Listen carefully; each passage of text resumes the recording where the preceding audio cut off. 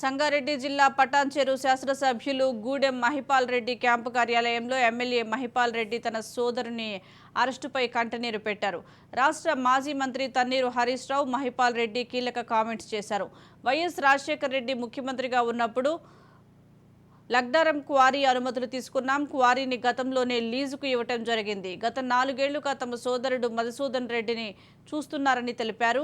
కాంగ్రెస్ ప్రభుత్వానికి ప్రజా సంక్షేమం కంటే బీఆర్ఎస్ ఎమ్మెల్యేలపై ఒత్తిడి తెచ్చే లక్ష్యంగా కాంగ్రెస్ పనిచేస్తోంది. కాంగ్రెస్ పార్టీలోనికి టీఆర్ఎస్ నేతలను చేర్చుకునే ప్రయత్నం చేస్తున్నారు. ఒప్పుకోకపోతే కేసులు పెడుతున్నారని మాజీ మంత్రి హరీష్ రావు తెలిపారు.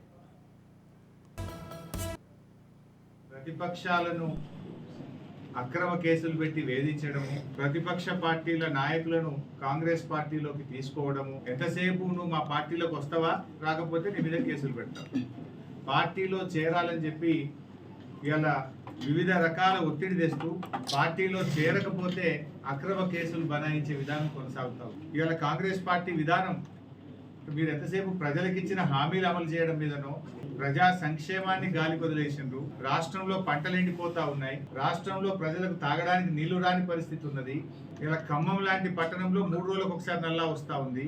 కేసీఆర్ గారి హయాంలో ప్రతిరోజు నల్లా వచ్చింది 5 ఏళ్ళు.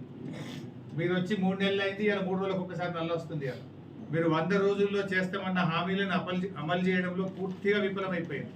అక్రమ కేసులు బనాయించి ప్రతిపక్షాల మీద ఒత్తిడి పెట్టి కాంగ్రెస్ పార్టీలో